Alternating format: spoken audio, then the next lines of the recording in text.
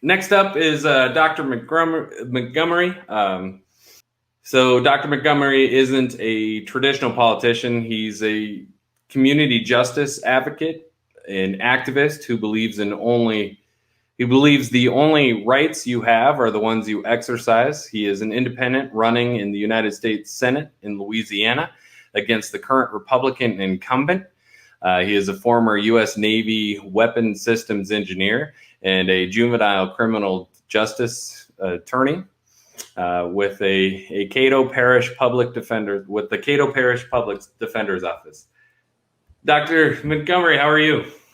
Well, hello, everyone. My name is Jamar Doc Montgomery, and I'm running for United States Senate for the state of Louisiana. I'm running because I'm tired of people saying that young people aren't politically involved and politically educated. I'm running because our current representation doesn't represent you, doesn't make sure that you have what you need, doesn't make sure that your children have the education that they need, isn't representing you as a parent or you as a worker trying to do its best to put food and shelter for your family. I'm running because there aren't people who look like me running for United States Senate. What do I look like? I'm young, I'm educated, I'm a millennial. I'm 31 years old, and I'm running for United States Senate. I'm running because people need an advocate. I'm running because people are disinterested in politics, and it's because they see that their government doesn't work for them. And I'm here to work for the people of Louisiana and for the people of America. Some of the most important things and issues in our time right now have to deal with the economy and our health. COVID-19 has taken over the world, and now we're fighting back to be able to get things back to normal. But what is that new normal? Is that new normal overcrowded classrooms and underpaid teachers? Is that new normal still the same? Is that new normal still having businesses going into bankruptcy because they have to close down for 3 months and weren't able to get access to the PPP loans or the economic injury disaster loans? Is that new normal millions of students burdened down with student loans and student debt without a job that's going to be able to allow them to pay, let alone the interest on their loans? Our current representation doesn't represent us and is not connected with the people. Because of my connection with the people and because of my background as a community advocate, first with the NAACP in Ventura County, and next as a community justice advocate and a public defender with the Caddo Parish Public Defender's Office, I understand the needs of the people, and I'm connected with the people. I'm connected with your needs, I'm connected with your wants, I'm connected with your desires, and I'm connected with things that make you cry. I'd like to take some time to provide my condolences and my prayers for the families of Ahmaud Arbery and Sean Reed.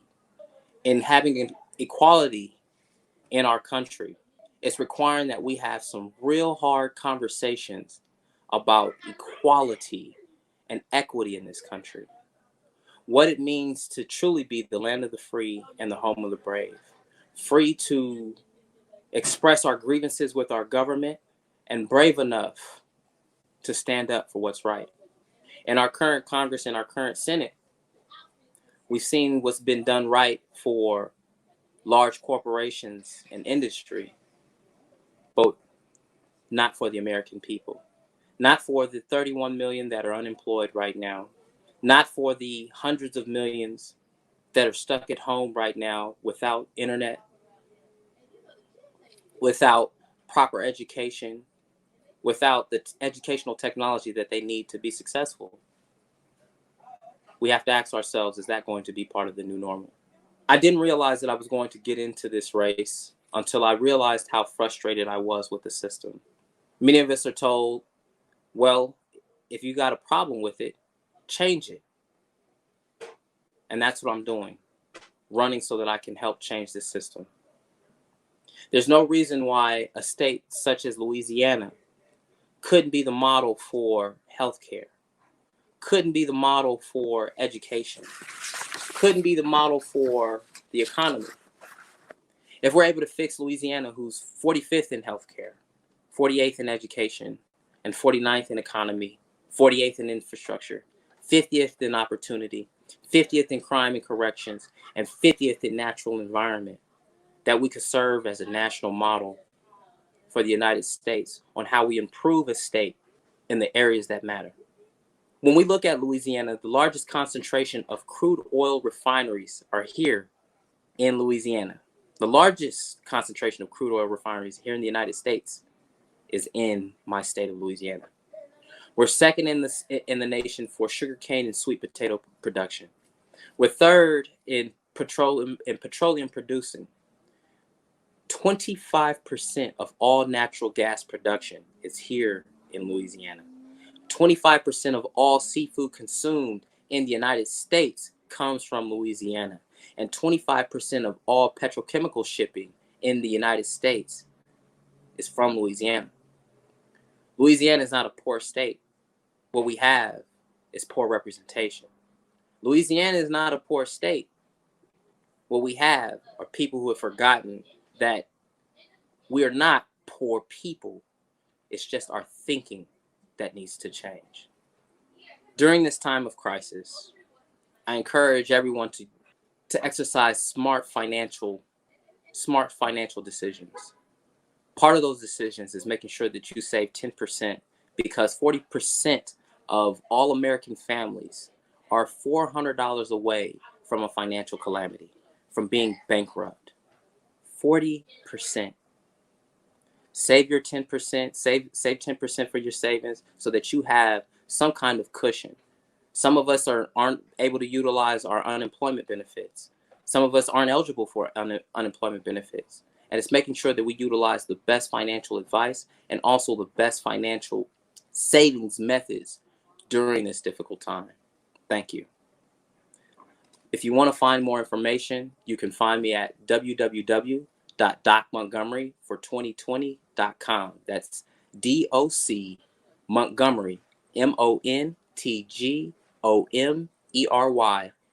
for 2020.com. I'm also on Facebook, Jamar Doc Montgomery for Louisiana, and I'm also on Instagram, Doc Montgomery 2020, and you can also find me on Twitter, Doc Monty for 2020. Thank you. Thanks. I don't suppose you can hear me, right? Oh, now I can hear you. Oh, great. Yeah, it's good to meet you. Good to meet you as I was well. like, man, here's such an inspirational person, and I'm unable to chat with you. So, yeah, so you're running as an independent, right? I'm running as an independent. And so is there a path to victory, you think, for your race? The challenge is that they say that independents don't win in Louisiana. And in Louisiana, and throughout most of the nation, is that we've been focusing on what parties that people have come from. But if the party that you belong to isn't making sure that you have enough money to pay your bills, or making sure that your businesses thrives during this time, or is focused on making sure that large corporations are getting most of the relief, then that's an issue. If your party isn't advocating for you, then I ask, well, why are you still with that party? It's funny that our current president, he asks people, what do you have to lose by voting for me? Right? What do you have to lose? And it's a critique on the current parties and how they have continued to operate during this time and for the last 40 years. So a path to victory, yes, is possible. It's making sure that my name gets out and being current and being relevant with the issues of the people of Louisiana. Yeah, I really hope your name gets out. I'm hoping that people like Justin Amash and stuff come up and they get more visibility, because I think there's a lot of votes that need to that want to get out there. I think we're living in unprecedented times, and people don't realize that if you want to take your power back, it's right there in the center. It's that independent voice. It's that person that's going to represent you and not the corporations. And I just wish we could build this swell of support around this nation for it. So like when you put your hat in the ring, like people understand that they've got a different choice. So describe your you've got it's a Republican district, right? Yes, it is. Yes, it is. Yes, it So is. who's funding your challenger? I mean, your incumbent. Everybody? Everybody might. Okay. So the big ones. Give me the top three. That I don't have on hand right now. That information I don't have on hand right now. What about industries? Industries, medical industry is funding him, as well as he's got connections. He's got connections to the oil and gas as well. Yeah, so I think oil and gas are funding my Republican incumbent as well. So I think to have a better conversation in this country, we definitely need to have people that are not funded by those industries. What do you think about that? Well, it's on one hand, on I think money in politics dirties the entire process. It makes it very difficult for the marketplace of ideas to truly be a marketplace of ideas when the visibility of your idea is based upon how much money that you have to push it. So industry is taking advantage of rules that were created by past representatives and current representatives. And they're taking full advantage of those rules because they're involved and recognize that their interests are tied to making sure that our legislators put in laws that benefit them.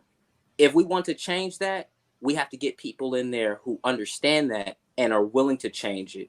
But if we don't, then we're going to have the same system that we have currently.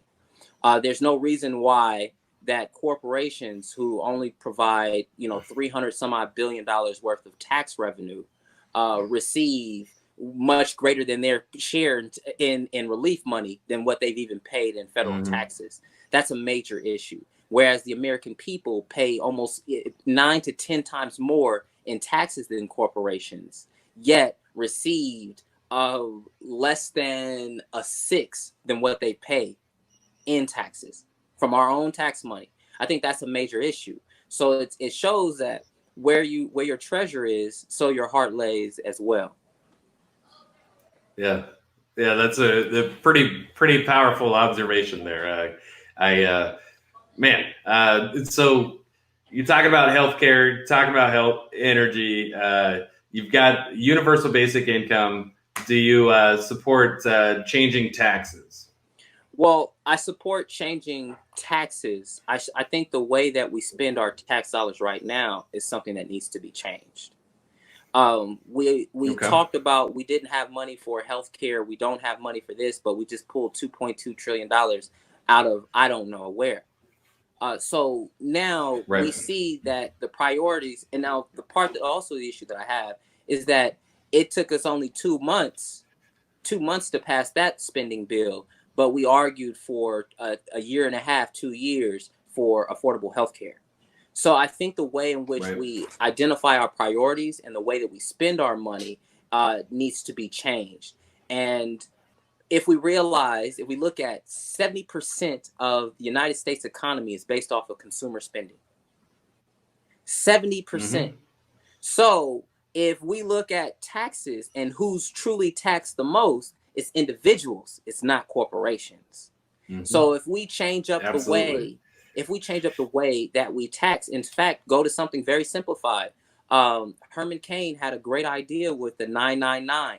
Now you have a much streamlined tax code and now have an opportunity of really gauging your economy. But that presents a problem when you're trying to financialize your economy. Yeah. How many votes do you need to win? Because I'd like to work with you in the Senate. Oh man, I'd like to work with you too. We're shooting for 1 million votes. 1 million votes. Okay. 1 million votes. And support systems and structures is the media paying attention to you? In certain places. I have I have a community advocacy background in Baton Rouge and also in Shreveport. So I'm known. I'm relatively known Mm-hmm. in Baton Rouge, but I'm definitely known in Shreveport. Um, let's see. What do you think of the Black Eye Louisiana took over the much publicized, leading the nation in number of COVID-19 cases narrative? Well, I think that it speaks to our economy.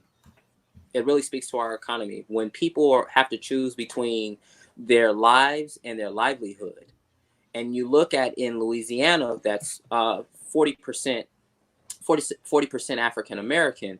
You look at the income and wealth Mm-hmm. disparity that's in Louisiana.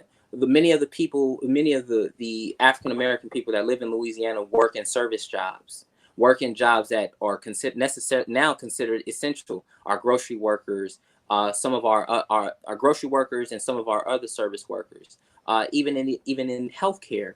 So when you look at the disparities in race that comes to COVID-19, it speaks to also not only this incidental disparity, but also the systemic and structural disparities in healthcare as it pertains to race.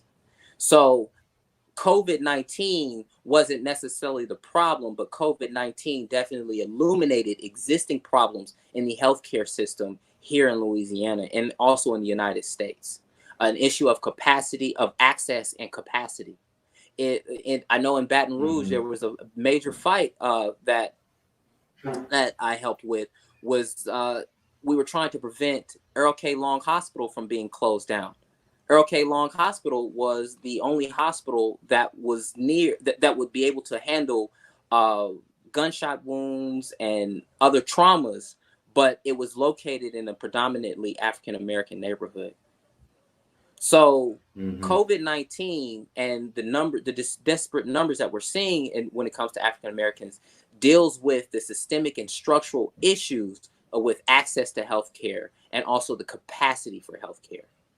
Man, the the access to healthcare and some of the systemic issues that we have. Do you think those are independent issues of what we're going to need to solve with criminal justice and just environmental justice overall, or do you think that there's specific actions that we could target in each one of these issues? I think there's specific that we can handle. There's specific issues within each one, but we know that our world is interconnected. And our world is Mm-hmm. interconnected this way. If I am unhealthy, I can't go to work. If I can't go to work, then I have a less productive economy. So Right. if we make a greater focus and a greater push for education, for a greater push for access and education for preventative healthcare and also clinical healthcare, where if you got $50, you can go see a doctor. If you have Mm-hmm. $100, you can go to a clinic. But making access to healthcare and affordable access to healthcare, number one, if you have health insurance, all right, great. But having access to preventative care and clinical care that's cheap, I think Mm-hmm. is a better way and more economical way of handling healthcare here in Louisiana. We have a major issue Yeah. with obesity. If people Yep. understood that the bad drinks and chips and stuff that we're eating now is going to cause us health issues in the future, they don't see you don't see how drinking that soda is going to lead to diabetes when you're 70. You don't see Mm-hmm. that as somebody young.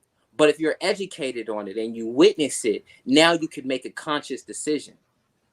So with healthcare having cheap preventative doctor visits and clinical visits, with criminal justice reducing juvenile incarceration. I'm a I hate that word juvenile. I'm a child defense attorney, criminal defense attorney.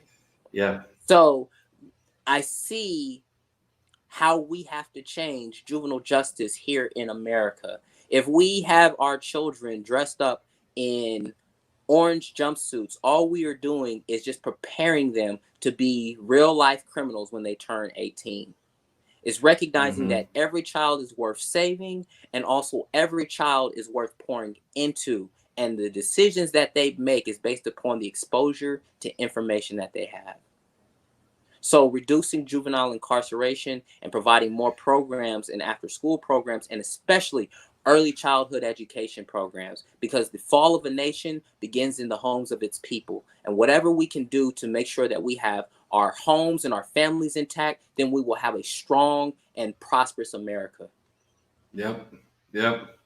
And then there's systemic issues too within the food supply that I think we could go after pretty easily as well. Once we kick the corporations out of this out of Washington, I think we can get a lot of this done. Absolutely. Yeah. So organizing. So your state's still in lockdown, right? Yes, the lockdown order gets lifted May 15th. May 15th. Do you think that it's too early? I think that we have to do more education on this virus, and what I mean by that is that social distancing and wearing your mask. Social distancing and wearing your mask. If you're unable to provide that social distance, you need to have your mask on. I don't know if it's too soon. And the reason why I don't know if it's too soon is because I would want to defer to the people who are experts in that area. But if people in Louisiana go back to business as normal, as usual, then we're going to have major issues. So it's recognizing that washing your hands is important. Things like that. Yes. Those simple things that we can do to help prevent the spread of this virus.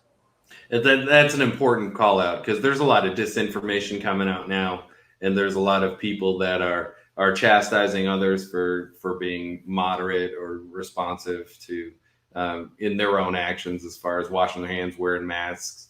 A lot of people are spreading a lot of conspiracy theories, and I just want to know. I mean, I just wanted to highlight, that this is a call for reasonable action. This is let's be conservative and consistent in our approach, because we're definitely not getting a consistent message at the top of this nation. So I think that it's up to us in our communities to be more responsible voices. But I think an aggressive, when we see countries who have had an aggressive response, it's been beneficial. It's been to their benefit. I'm also an engineer, so if you incorrectly define the problem, you won't be able to you'll get lucky if you find the correct solution. So if we correctly identify the problem and have the right experts, the experts guiding the ship during this crisis, it should be the experts guiding the ship. Then I think that we can make some smart and responsible moves. Yeah, well, thanks for coming on this format. It's very energizing to see a candidate like yourself running for U.S. Senate. It's a big office. I imagine like your full family is behind you as well, right? Yeah, man. My daughter is always making sure that I'm introducing myself to everyone, and it's really it's a challenging process. It's a challenging process, and it's a process that will pull everything out of you. Everything out of you. Yeah, it makes you think about a lot of things too. It does. So you're how's the Democrat in the race? I think he's doing well. Last time I checked, he was doing well. The issue for us is all of us have had to switch up our strategies to a more virtual strategy, and being able to have constant contact with people and people knowing who we are, and that has been the I think all the candidates, that's what they're focused on right now. That's definitely what my team is focused on. So what can we do to help you? Get volunteers, get voices out there for you? Yes. Please visit my website, www.docmontgomery for2020.com. We are accepting volunteers, people who are willing to send text blasts, people who are willing to call. We are accepting all volunteers. Thank you so much. Please share our message on our Facebook page, Jamar Doc Montgomery for Louisiana, and also my Instagram page, Doc Montgomery 2020. All right. Well, I hope we get to work together. I'm going to try to see what I can do to get you elected here. Thank you, man. And please, we're trying to do this weekly. So, if you want to come back on, we're trying to create a platform for a lot of us to get out there. So. Absolutely. Thank you. And some other voices. So, all right. All right. Oh, when's your primary? Or you're in the general? I'm sorry. The November 3rd. So you're going all the way to November 3rd. So everybody, if you're paying attention, you have all the way till November 3rd to help get Doc Montgomery elected. Absolutely. All right.